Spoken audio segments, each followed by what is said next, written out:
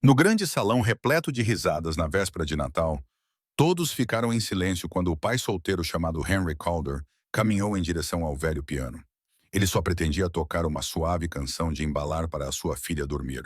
Mas, no momento em que a melodia começou, a CEO Ingrid Whitmore ficou paralisada. Era a mesma canção que o seu primeiro amor tinha escrito especialmente para ela, um segredo que ninguém mais sabia. As suas mãos tremiam, o seu coração se partia, porque o homem que escreveu aquela canção havia morrido anos atrás. Então, por que ele conseguia tocá-la? O átrio da torre corporativa já havia sido transformado num paraíso de inverno quando Henry chegou naquela noite. Luzes brancas caíam em cascata pelas colunas de mármore como cachoeiras congeladas, e o aroma de pinho e canela enchia todos os cantos. Os funcionários se reuniam em grupos, as taças de champanhe refletindo o brilho de uma enorme árvore perto dos elevadores executivos. Henry Calder movia-se pela multidão quase invisível. A sua camisa cinzenta de trabalho estava desbotada de tantas lavagens. As suas mãos calejadas ainda apresentavam vestígios de gordura de ter consertado uma conduta de aquecimento mais cedo naquele dia. Aos 36 anos, ele comportava-se com uma dignidade tranquila que a maioria das pessoas ignorava. Elas viam o zelador.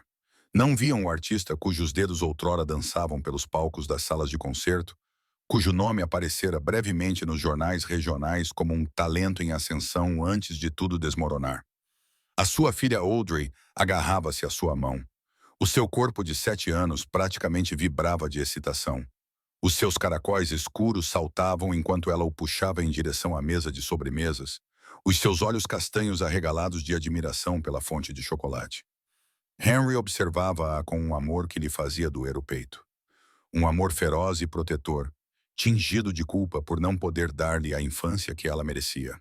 Sem vestidos caros, sem escolas particulares, apenas um apartamento apertado onde o radiador fazia barulho à noite e o piano no centro comunitário ao fundo da rua, onde ela às vezes o ouvia tocar quando ele pensava que ninguém estava a ouvir.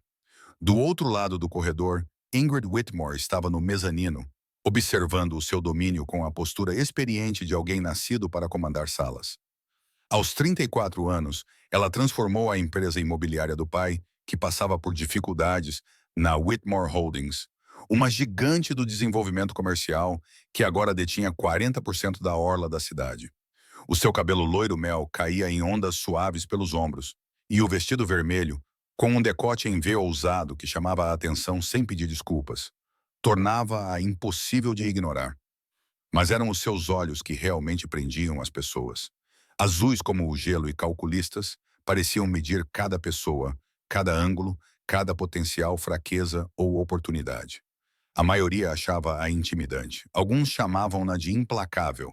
Ninguém a chamava de gentil. No entanto, por baixo da armadura do seu guarda-roupa de designer e da sua reputação implacável na sala de reuniões, Ingrid carregava uma ferida que nunca tinha cicatrizado completamente. Há 16 anos, quando tinha 18 anos e ainda acreditava em contos de fadas, apaixonou-se por um rapaz chamado Leon Merritt. Ele era um prodígio do piano, com cabelos escuros e rebeldes e olhos apaixonados, o tipo de talento que fazia você esquecer de respirar quando ele tocava. Ele escreveu uma música só para ela, chamou-a de Starlit Promise e tocou-a para ela uma noite sob um céu cheio de estrelas no acampamento musical de verão, sussurrando que ela continha tudo o que ele sentia, mas não conseguia dizer. 3 semanas depois, Leon morreu num acidente de carro numa estrada molhada pela chuva. A música morreu com ele, ou pelo menos era o que Ingrid acreditava. Ela nunca mais a ouviu tocar. Ela proibiu-se de ouvir música como antes, tratando-a apenas como ruído de fundo, com medo de que, se permitisse sentir profundamente, a dor a engolisse por completo. A voz alegre de Audrey interrompeu os pensamentos de Ingrid. A criança tinha se afastado do pai e agora estava perto da mesa de sobremesas, tentando alcançar um morango coberto de chocolate que estava um pouco além do seu alcance. Ao esticar-se na ponta dos pés, o seu pé escorregou em algo molhado. Champanhe, provavelmente derramado por um convidado descuidado.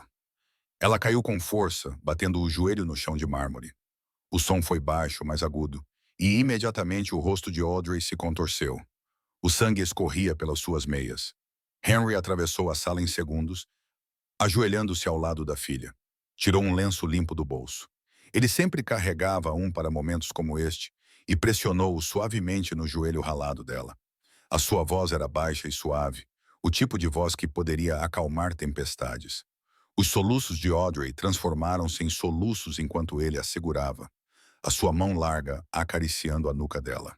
Mas antes que Henry pudesse levantá-la para levá-la à casa de banho para limpar adequadamente o ferimento, a voz de um homem interrompeu o momento. Flynn Baker aproximou-se com o seu fato azul marinho impecável, o queixo cerrado de irritação. Flynn era o noivo de Ingrid, ou melhor, o homem que o pai dela tinha escolhido para ela se casar em 6 semanas. Ele era bonito como um modelo de catálogo, com cabelo castanho perfeitamente penteado e um sorriso que nunca chegava aos olhos. Trabalhava em private equity e falava frequentemente sobre otimizar ativos e maximizar o valor para os acionistas, num tom que deixava claro que via a maioria das coisas, incluindo pessoas, como itens numa folha de cálculo. Consegue controlar a sua filha? Flynn gritou com Henry, apontando para a pequena mancha de sangue no chão. Isto é um evento corporativo, não uma creche. Se não tem dinheiro para pagar uma babá, talvez não devesse tê-la trazido. Henry cerrou os dentes, mas manteve a voz calma. Ela tem 7 anos. Ela escorregou. Foi um acidente. Um acidente que não teria acontecido se soubesse o seu lugar. Os olhos de Flynn percorreram a roupa de trabalho de Henry com desprezo indisfarçável. A sua manutenção. Há uma entrada para funcionários por uma razão. O lábio inferior de Audrey tremeu e algo no peito de Henry se partiu. Ele abriu a boca para responder, mas outra voz interrompeu o primeiro. Ingrid Whitmore desceu as escadas do mezanino com graça deliberada, cada passo medido e decidido. Quando chegou até eles, os seus olhos azuis gelados fixaram-se em Flynn com uma frieza capaz de congelar janelas. Não tem autoridade para falar assim com os meus funcionários, disse ela calmamente. A sala ficou em silêncio. Todos que estão a assistir, peça desculpas. O rosto de Flynn ficou vermelho. Ingrid, eu estava apenas a pedir desculpas, repetiu ela em um tom que não deixava margem para negociação. Agora, os lábios de Flynn formaram uma linha fina, mas ele conseguiu dizer. Desculpe, dirigindo-se mais ao chão do que a Henry ou Audrey. Ingrid virou-se para Henry e, por um momento, sua expressão suavizou-se. Ela viu a maneira como ele segurava a filha, o cuidado em seu toque, a fúria protetora mal contida em seus ombros. Ela viu algo que parecia perigosamente próximo do reconhecimento, embora não soubesse dizer por quê. Cuide da sua filha, disse Ingrid gentilmente. O kit de primeiros socorros está na sala executiva. 5º andar. Use o elevador privado. Ela apontou para as portas de latão atrás da sua secretária. Henry acenou com a cabeça, com a garganta apertada demais para falar, e levou Audrey embora. Quando voltaram 1 hora depois, com o joelho de Audrey devidamente enfaixado e o ânimo restaurado pelo chocolate quente e biscoitos que uma gentil assistente executiva havia providenciado, a festa estava mais animada. Alguém tinha aberto o piano, um Steinway vintage que normalmente ficava coberto e silencioso num canto, mais decorativo do que funcional. Alguns funcionários tinham se reunido à sua volta, rindo e pedindo músicas a um contabilista embriagado que sabia 3 acordes e os tocava com mais entusiasmo do que habilidade. Audrey puxou Henry em direção ao instrumento. Papá, podes tocar, por favor? Só uma música para eu conseguir dormir. Henry hesitou. Não tocava em público há anos. O acidente. Deus, o acidente tinha destruído mais do que a sua mão. Tinha partido algo na sua alma, feito com que ele tivesse medo de tocar as teclas na frente de alguém que pudesse julgá-lo, que pudesse se lembrar do que ele costumava ser e ver apenas o que ele tinha se tornado. Mas os olhos de Audrey estavam tão esperançosos, e era véspera de Natal, e ela tinha sido tão corajosa com o joelho ralado. Como poderia recusar? Sentou-se ao piano e a multidão silenciou, a curiosidade substituindo a conversa. Os seus dedos pairaram sobre as teclas por um momento, tremendo ligeiramente. Então começou a tocar. A melodia que encheu o salão era diferente de tudo o que a maioria deles já tinha ouvido. Era suave no início, como chuva no vidro. Cada nota era colocada com tanta precisão e cuidado que parecia menos música e mais uma conversa sussurrada no escuro. Então ela cresceu, transformando-se em algo dolorosamente belo. Uma cascata de sons que falava de saudade e perda, e de um amor tão profundo que não tinha palavras. Henry fechou os olhos enquanto tocava. A sua mão ferida, marcada pelo local onde o equipamento do palco a esmagara há 12 anos, movia-se com uma graça que desafiava a lesão. Ele tocava de memória, do fundo da alma. Cada nota, um pedaço do seu coração exposto no mezanino. Ingrid Whitmore estava a preparar-se para sair quando a música a alcançou. Ela parou no meio do passo, a mão a agarrar o corrimão de latão com tanta força que os nós dos dedos ficaram brancos. A melodia envolveu-a como um fantasma, levando-a de volta 16 anos a uma noite de verão em que as estrelas pareciam próximas o suficiente para ela tocar, e um rapaz de olhos escuros tocou exatamente essa música para ela.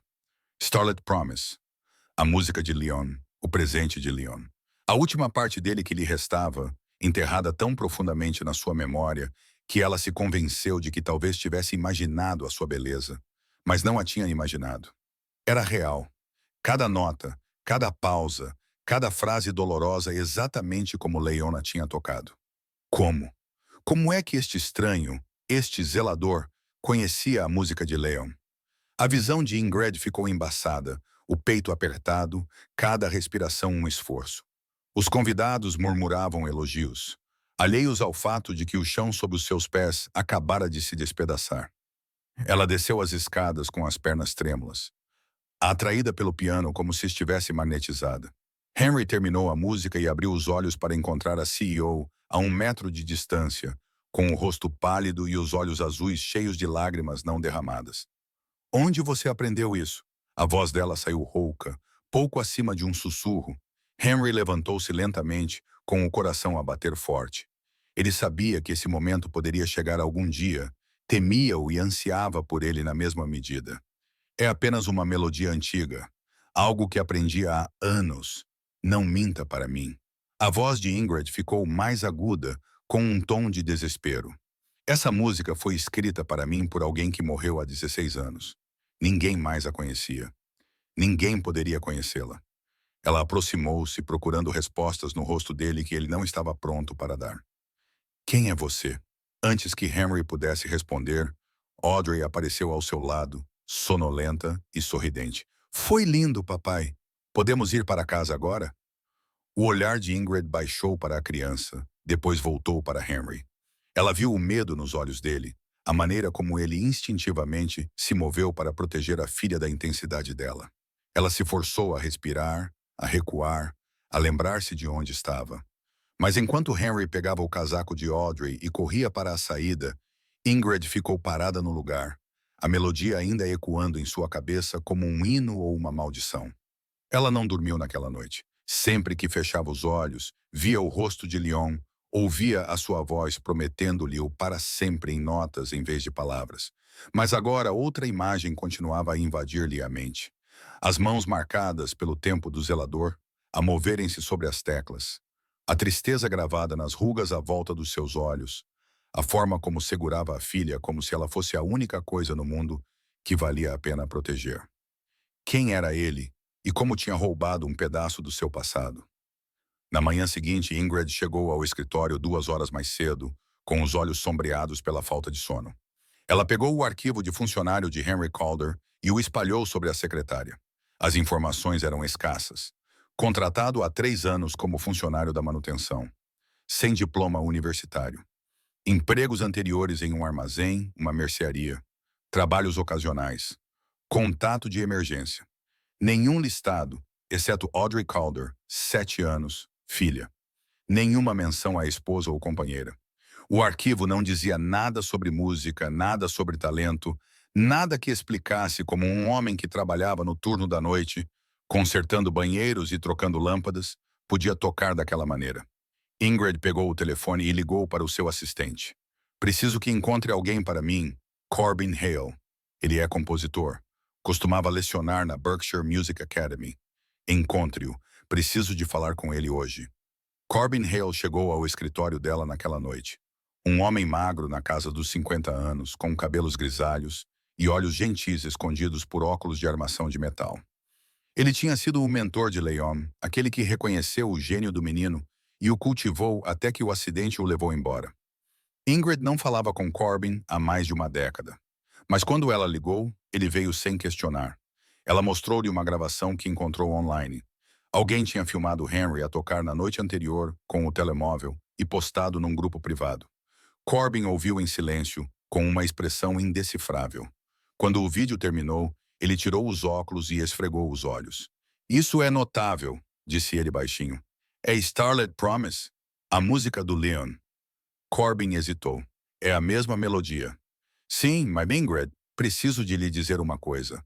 Algo que deveria ter lhe dito há 16 anos, mas não disse porque achei que iria magoá-la mais do que ajudá-la. O pulso de Ingrid acelerou. O quê? Leon não terminou essa música. Ele escreveu a abertura, as primeiras 8 barras, e foi brilhante. Ele sempre foi, mas ficou preso. Não conseguia descobrir como continuar. Estava frustrado.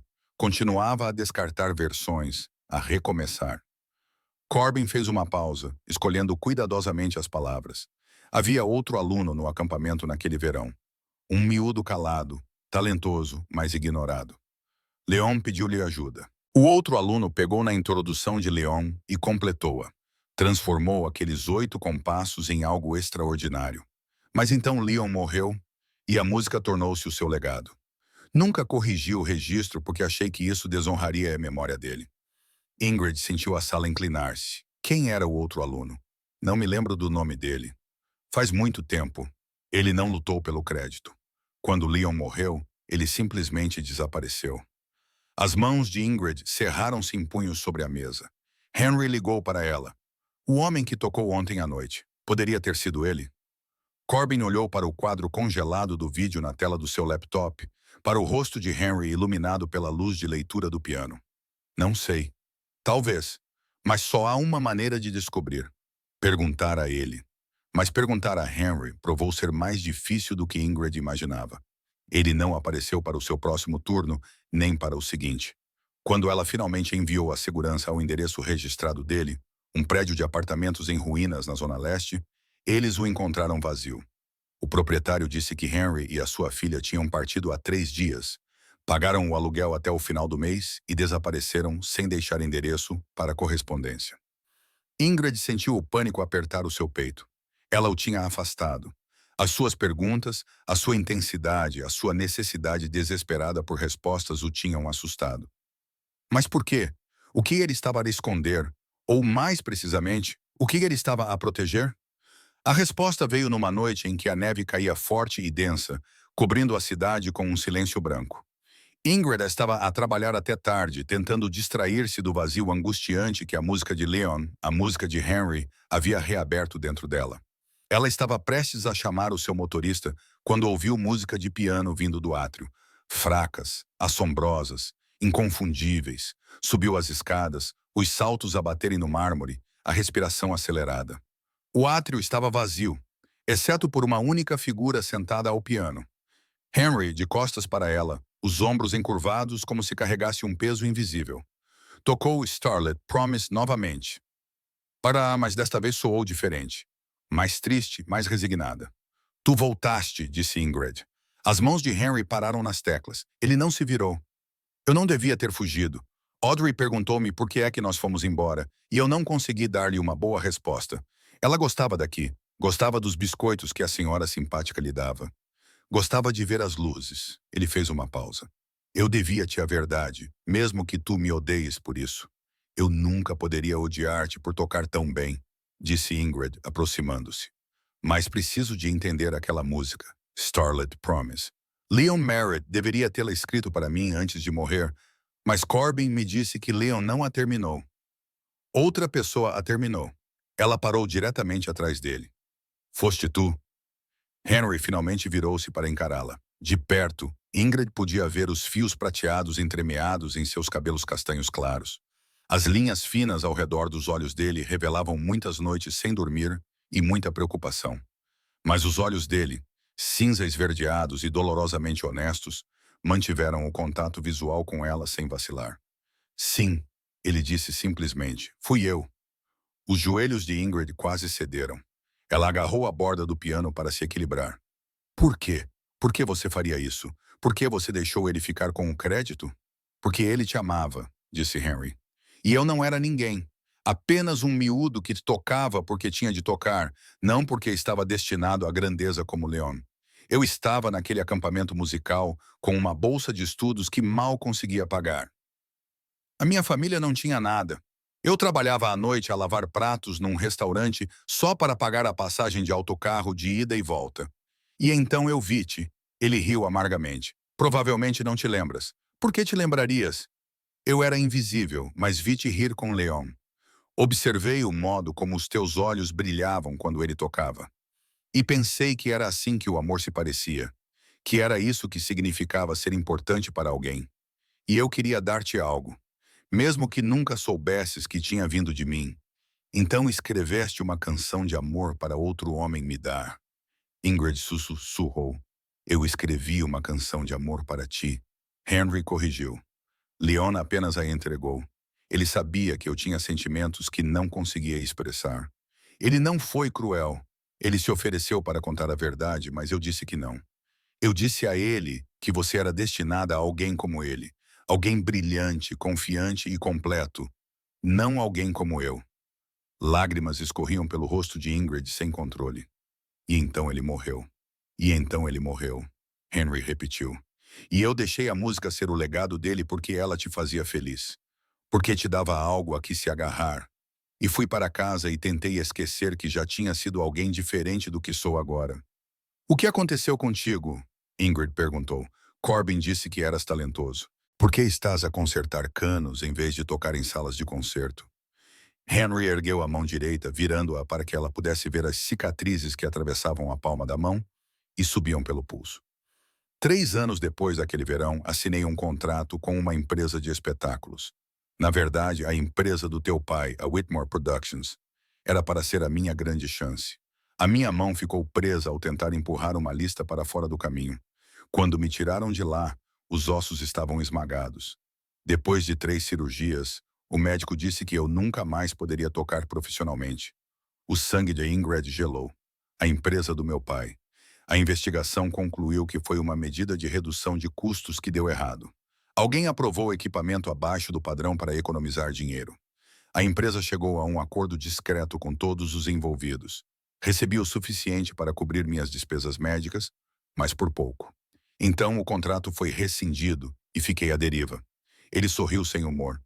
Então aprendi a consertar as coisas que quebram. Parecia adequado. Ingrid sentiu-se mal. Seu pai, George Whitmore, sempre fora implacável nos negócios. Mas isso você sabia? Quando aceitou este emprego aqui? Sabia quem eu era? No início, não, admitiu Henry.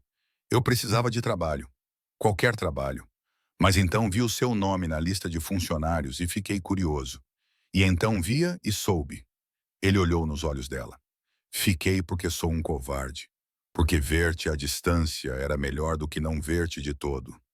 Antes que Ingrid pudesse responder, as portas do átrio se abriram. Flynn Baker entrou com o rosto corado de raiva. Atrás dele, 2 homens de fato ladeavam uma terceira figura. Ingrid reconheceu imediatamente. O seu pai, George Whitmore. O homem mais velho mantinha a mesma postura imperiosa que caracterizou o seu reinado de 30 anos como CEO antes de Ingrid assumir o cargo. O seu cabelo prateado estava penteado para trás, o seu fato cinza impecável, mas os seus olhos, frios e calculistas, não demonstravam nada além de desprezo quando pousaram em Henry. Então é verdade, disse George com a voz cheia de desdém. A minha filha anda a sair às escondidas com o empregado. Ingrid, eu criei-te melhor do que isso. O que estás a fazer aqui? Perguntou Ingrid, colocando-se entre o pai e Henry. O Flynn ligou-me. Disse que estavas a fazer figura de parvo por causa de um zelador que está a tentar extorquir-te com uma história triste sobre um acidente antigo. Os lábios de George curvaram-se. Presumo que ele esteja a falar do incidente da Whitmore Productions. Aquele em que um pianista desconhecido tentou processar-nos por milhões porque era demasiado desastrado para evitar equipamentos que caíam. Ele não está a tentar extorquir ninguém, disse Ingrid bruscamente. E aquele acidente não foi culpa dele. Foi nossa. Foi por motivos profissionais, corrigiu George. Às vezes, é preciso fazer sacrifícios pelo resultado final. O rapaz foi compensado de forma justa. Justa, disse Ingrid, elevando a voz. Destruíram a carreira dele e pagaram-lhe apenas o suficiente para cobrir as despesas médicas. Arruinaram a vida dele. George acenou com a mão em sinal de desprezo. Ele era medíocre, na melhor das hipóteses. Fizemos-lhe um favor. Se ele realmente tivesse talento, teria encontrado uma maneira de ter sucesso, apesar da lesão. O seu olhar deslizou para Henry, com desprezo indisfarçável. Em vez disso, ele está a limpar casas de banho, que é exatamente onde ele pertence. Henry permaneceu em silêncio, com o maxilar apertado e as mãos cerradas ao lado do corpo. Mas Audrey, que estava a dormir numa das cadeiras do átrio coberta pelo casaco de Henry, acordou com o som das vozes elevadas. Ela cambaleou até ao pai, esfregando os olhos. Papai, o que está a acontecer? Por que todos estão a gritar? Flynn sorriu com desdém.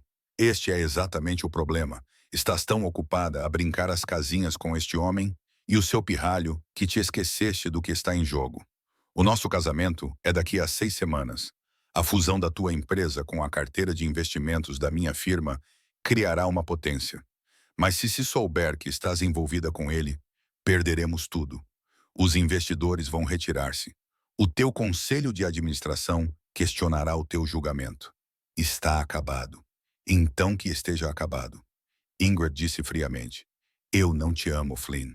Nunca a amei. Este noivado foi ideia do meu pai, não minha, e estou farta de deixá-lo ditar a minha vida. O rosto de George ficou roxo. Sua ingrata. Não.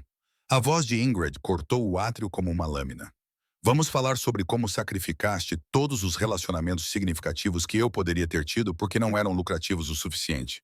Vamos falar sobre como me fizeste acreditar que o amor era uma fraqueza e que o poder era a única coisa que importava. E vamos falar sobre como ficaste parado a ver a vida de um homem inocente desmoronar-se porque poupar dinheiro era mais importante do que fazer a coisa certa. Ela virou-se para Flynn. O noivado está cancelado. Receberás uma notificação formal dos meus advogados amanhã. A expressão de Flynn distorceu-se de raiva. Vais arrepender-te disso. Tenho provas de irregularidades financeiras nas suas aquisições. Vou destruí-lo. Tente, disse Ingrid. Mas faça isso à distância. Você não é mais bem-vindo ao meu prédio. A segurança acompanhou Flynn até a saída, com as suas ameaças ecoando pelos corredores de mármore. George permaneceu, com os olhos duros como pedra. Você está cometendo um erro, Ingrid. Aquele homem é um fantasma, um fracasso. Ele vai arrastá-la para baixo com ele. Talvez, disse Ingrid calmamente. Mas pelo menos poderei olhar-me no espelho. Pode dizer o mesmo? George Whitmore virou-se e saiu sem dizer mais nada. No silêncio que se seguiu, Ingrid sentou-se no banco do piano ao lado de Henry. Audrey subiu para o colo do pai, envolvendo o pescoço dele com os seus pequenos braços. A criança olhou para Ingrid com os seus olhos castanhos solenes. Ingrid conseguiu esboçar um sorriso triste, um pouco. Mas às vezes, estar triste significa que és corajosa o suficiente para escolher o que é certo em vez do que é fácil. O papá também é corajoso. A Audrey disse que ele toca música, mesmo que às vezes lhe doa a mão. Ingrid olhou para Henry. A sério?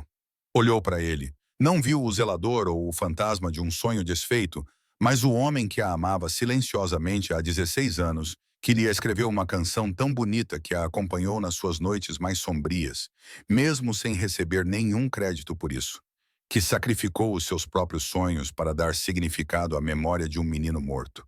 Toca outra vez, sussurrou ela. Henry hesitou, depois mudou Audrey de lugar para que ela se sentasse ao lado dele no banco. Juntos, pai e filha tocaram. Os pequenos dedos de Audrey tropeçavam nas partes simples que Henry lhe ensinara, e a sua mão marcada por cicatrizes movia-se com a graça difícil de alguém que se recusava a deixar que a dor lhe roubasse a sua última ligação à beleza. A melodia elevou-se pelo átrio vazio, não mais um fantasma do passado, mas uma ponte para algo novo. Quando a última nota se desvaneceu, Ingrid estendeu a mão e segurou a mão ferida de Henry com as duas mãos. Preciso de saber, ela disse. Se eu te pedisse para me dar uma oportunidade de te conhecer de verdade, você teria coragem de dizer sim? Mesmo com todo o meu passado, mesmo que meu pai vá lutar contra nós a cada passo, mesmo que o mundo te chame de caçador de fortunas e a mim de tola, Os olhos de Henry brilharam. Escrevi uma canção de amor para você há 16 anos. Acho que agora consigo ter um pouco de coragem. Ingrid riu, o som a romper as lágrimas. Ótimo, porque estou apavorada e preciso de alguém que saiba como é recomeçar. As semanas que se seguiram não foram fáceis. Flynn cumpriu as suas ameaças, vazando documentos financeiros cuidadosamente editados para a imprensa, que pintaram Ingrid como imprudente e inadequada para liderar. Mas Corbin Hale apresentou documentação que provava que Henry tinha sido realmente o verdadeiro compositor de Starlit Promise. E a história mudou. Em vez de um caso escandaloso, tornou-se uma história de amor perdido há muito tempo e integridade artística. Doadores e investidores que inicialmente hesitaram apoiaram Ingrid, comovidos pelo romance de tudo isso. George Whitmore lutou amargamente para recuperar o controle da empresa, mas o conselho ficou do lado de Ingrid. Forçaram-no a reformar-se antecipadamente com uma indemnização e uma cláusula de não concorrência que efetivamente acabou com a sua influência. Ele mudou-se para a Flórida, amargo e isolado, e Ingrid lamentou o pai que ela queria que ele fosse, em vez do que ele tinha sido. Henry voltou à música lentamente, com cuidado. Ingrid financiou a criação de um programa de bolsas de estudo em nome de Leon Merritt e Henry Callers para jovens músicos de baixa renda.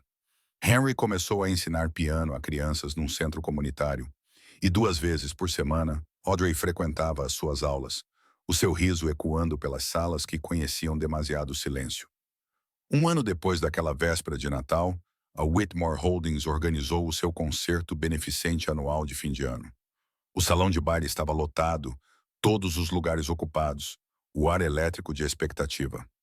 Quando Henry subiu ao palco vestido não com roupa de trabalho, mas com um simples fato preto, de mãos dadas com a sua filha, o público explodiu em aplausos. Ele sentou-se ao piano de cauda e Audrey sentou-se num pequeno banco ao seu lado. Ingrid ficou nos bastidores, com o coração na boca. Ela vestia vermelho novamente, mas desta vez o vestido parecia mais uma celebração do que uma armadura. Os dedos de Henry encontraram as teclas e uma promessa de estrelato encheu o salão. Mas desta vez, o final foi diferente. Ele escreveu um novo coda, uma série de frases em cascata que não falavam de perda, mas de esperança, de segundas oportunidades, de amor que espera pacientemente nas sombras, até que finalmente seja chamado para a luz. Quando a música terminou e os aplausos os envolveram, Henry levantou-se e encontrou Ingrid na multidão. Ela dirigiu-se ao palco e quando chegou até ele, ele pegou na sua mão. A melodia que escreveste salvou-me 2 vezes, disse ela. A sua voz mal se ouvia por cima dos aplausos da plateia. A primeira vez, deu-me uma razão para continuar depois da morte do Leon. A segunda vez, levou-me até ti. Henry sorriu, e isso transformou todo o seu rosto. Então diria que valeu a pena cada nota. Audrey puxou a mão de Ingrid. Podemos tomar chocolate quente agora? Daquele com marshmallows? Ingrid riu e pegou a criança no colo. Enquanto saíam do palco juntos, Henry, Ingrid e Audrey, a melodia ainda parecia pairar no ar. Uma promessa cumprida, um círculo completo.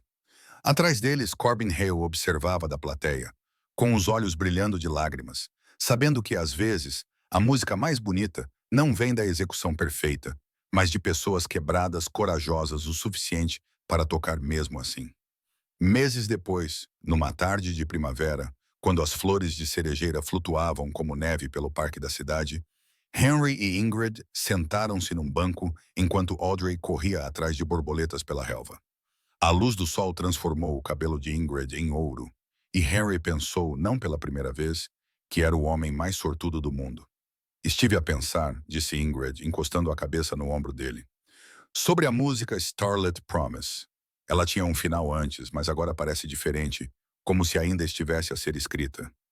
Henry entrelaçou os dedos nos dela. Talvez seja esse o ponto. Talvez as melhores promessas não sejam aquelas que fazemos uma vez e guardamos.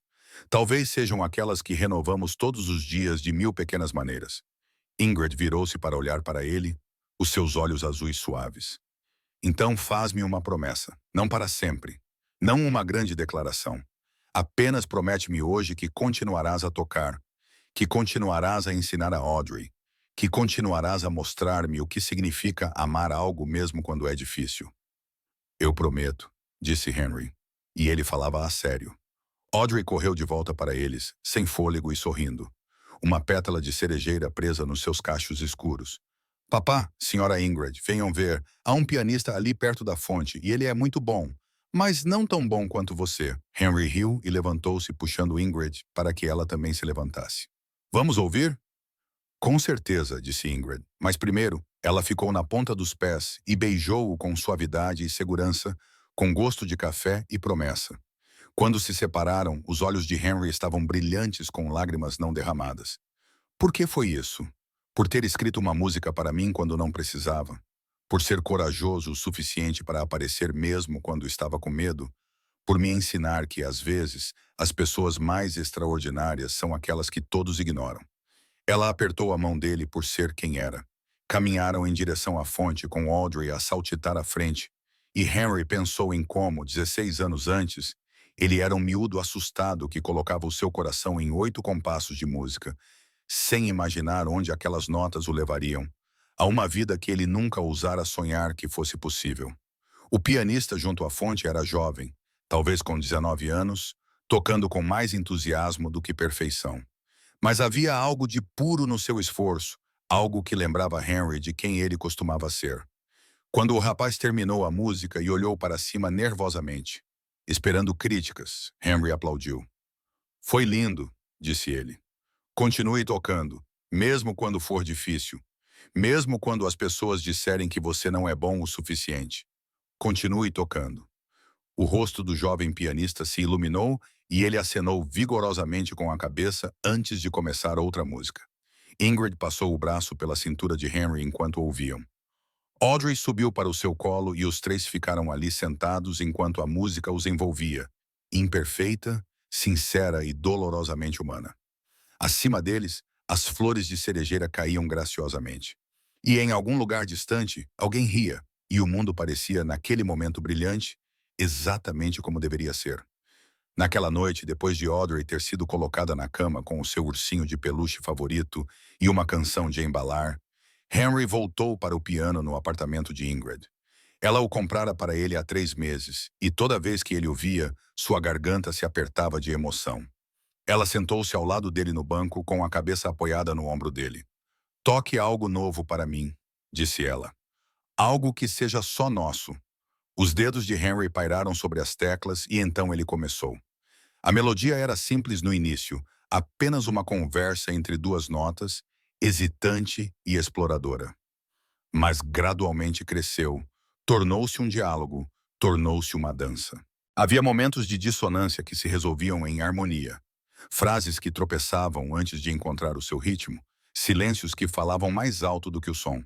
Quando ele terminou, Ingrid estava a chorar. Como se chama? Henry pensou por um momento. Segundo movimento, disse ele. Porque toda grande peça musical tem mais de uma parte. E isto é apenas o começo, Ingrid beijou-o então, profunda e lentamente. E quando finalmente se separaram, ela sussurrou contra os lábios dele. Promete-me que continuaremos a escrever esta canção juntos. Que não importa o que aconteça, não deixaremos a música parar. Prometo, disse Henry. E desta vez não havia segredos, nem sombras, nem fantasmas do passado entre eles. Apenas 2 pessoas que se encontraram ao longo dos anos, das perdas e das adversidades impossíveis, que se escolheram não porque era fácil, mas porque algumas canções são importantes demais para não serem cantadas. Lá fora, a cidade cantarolava a sua sinfonia noturna.